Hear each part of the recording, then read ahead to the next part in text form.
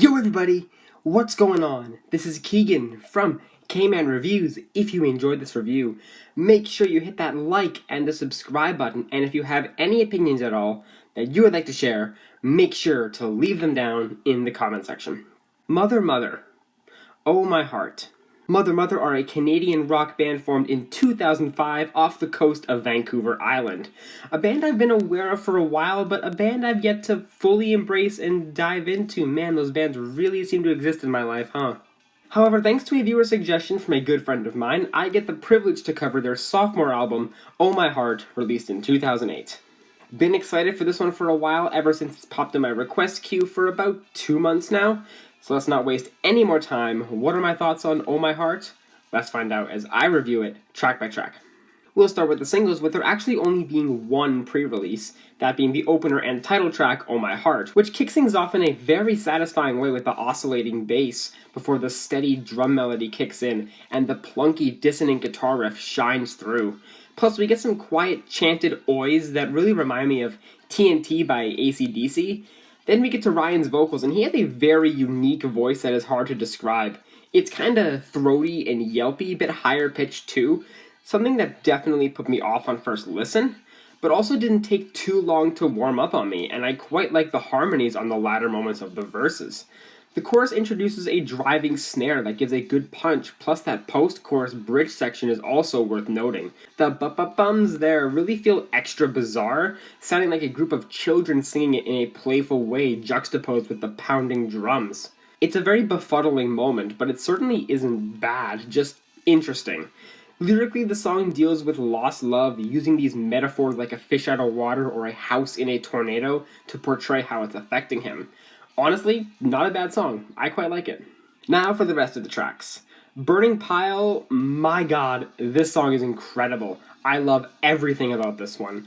The dull, moody guitar seems like it's gonna be a bit of a somber track, but then the folky, virtuous percussion kicks in and the song turns into a complete jam. Plus this melody on the verses with the layered vocals, it just clicks with me so well. And while the chorus may not have a big punch, it feels like a very fitting climax to a song like this, with the addition of the string work plus some harmonies. I'd be lying if I said this wasn't an album standout. Lyrically, it's pretty complex, dealing with this philosophy that we don't tend to solve our problems, instead just running away from them. In this case, letting them burn, but if that comes back to kill them, then they'll know they'll be free from those problems in death. My god, this is like peak sonic melodrama, and I am all for it. Phenomenal song, one of my favorites on the album. Body of Years is an okay song. It's nothing incredible, but it's also nothing detestable. It kicks off with an extremely standard by-the-numbers drum melody that kind of reminds me of Billie Jean. Then that beautiful bass comes in with a pretty uneventful vocal melody. It just kind of feels a little monotonous over time, although the falsettos are nice. And I swear, every time I hear Ryan say the song title, it sounds like Body of Ears, not Body of Years. And I can't help but imagine what that would even look like. It's like some Lovecraftian horror type shit. Regardless, the best part of this track comes in the breakdown. Everything gets cut for a nice piano, good harmonies, and then the instrumental fades back in with a rough, shrill guitar solo that kind of works really well. Lyrically, the song deals with reminiscing about childhood memories, clinging onto them in hopes they may be able to reclaim that side of them. It's a nice message, but sonically, it falls a little bit short in my eyes. Try to Change kicks off with, what is this, an accordion? Or really like a prolonged horn, like a train whizzing by or something. Thankfully, that does go away pretty quickly, giving us some better horn work when paired with the acoustic guitar and light airy percussion.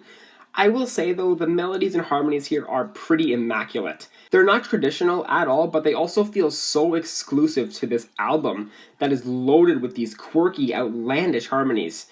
This feels like a very inoffensive song at its core, but it just feels eclectic enough to where I can see this being enjoyed by a very broad spectrum, as these lyrics also come off as very relatable, wanting to change your ways but never truly committing, either out of habit or even making excuses to remain in your little comfort zone.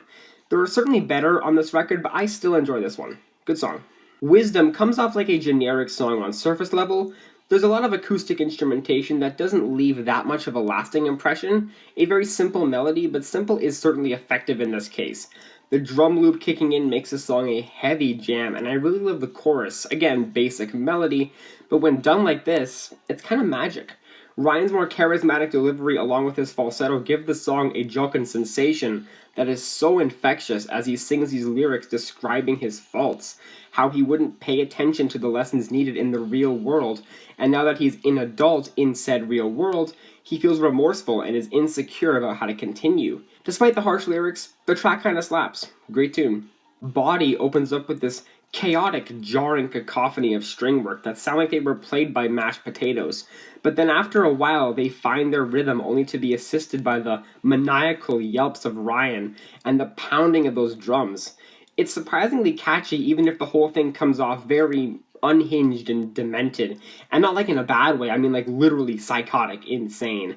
The melody truly comes in for the choruses, and not even gonna lie, while I tend to like a little refuge in my craze songs, this one comes off as a little bit of a lull, like I'm actively wanting the madness to return, although that tameness is certainly a fitting ending to the song.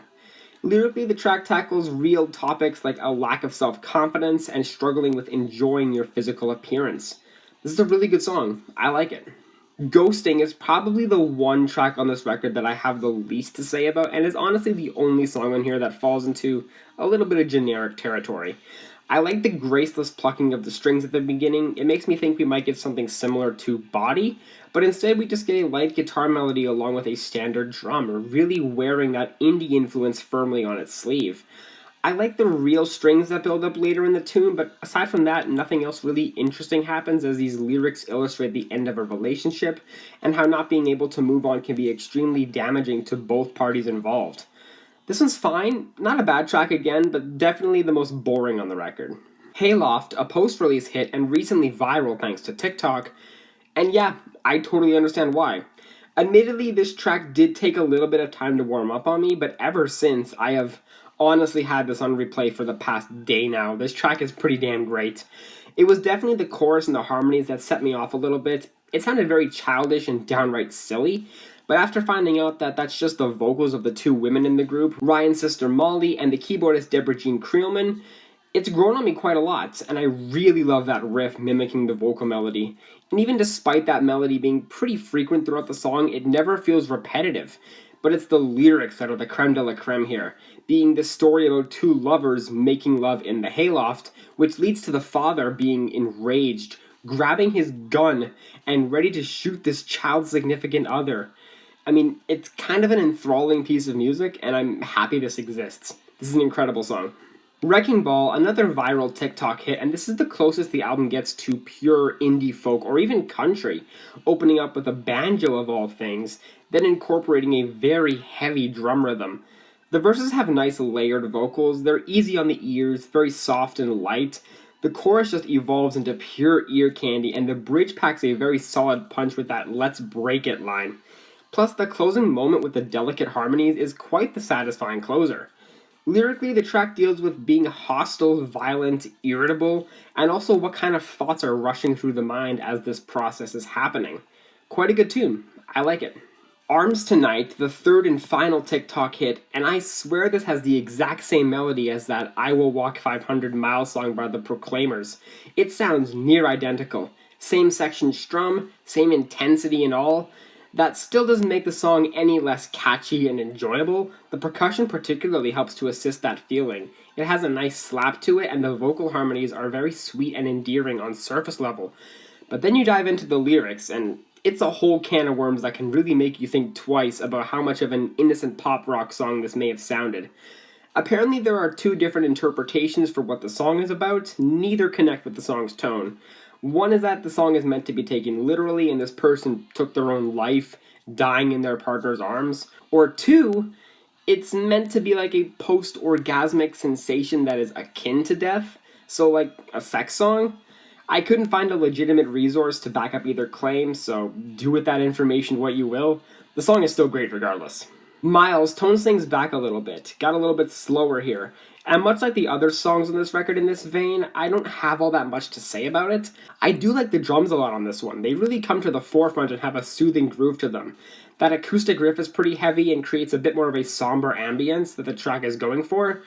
Ryan's voice also helps with that. He's got a calmer delivery in the beginning and has some good harmonies on the latter moments. Lyrically, it's probably one of the more transparent and straightforward songs on the album, just trying to work towards some goal with his partner by his side. Not a bad song at all. Honestly, the melodies kind of capture me on this one. And finally, the closer, Sleep Awake, the longest song on this album, reaching 5 minutes and 47 seconds. And unsurprisingly, it's a very slow, moody, melancholic song, actually not featuring Ryan on vocals. One of the female vocalists get this one, couldn't quite figure out which one, but her presence here is very ominous. It has that childlike tone to it. It's that kind of youthful, but it certainly fits.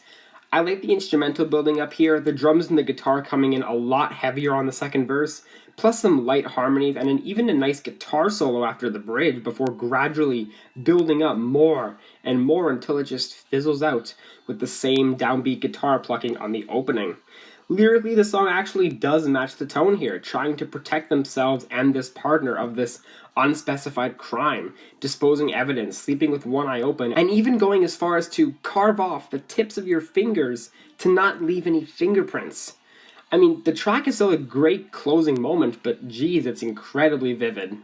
Overall, after listening to this Mother Mother album, I can confidently say that I am furious I haven't checked this band out sooner. My god, this is some great pop rock. So many catchy songs, great riffs, great harmonies, unique and eclectic vocal performances. If you're tired of that same run-of-the-mill, generic, boring pop rock, indie rock, any of that stuff, I highly recommend this. This will certainly spice up anyone's playlist. I'm feeling about a 9 out of 10 on this album. Great stuff here. Well guys, hope you enjoyed that review. Thank you all so much for watching, and I will see you in the next one. Peace.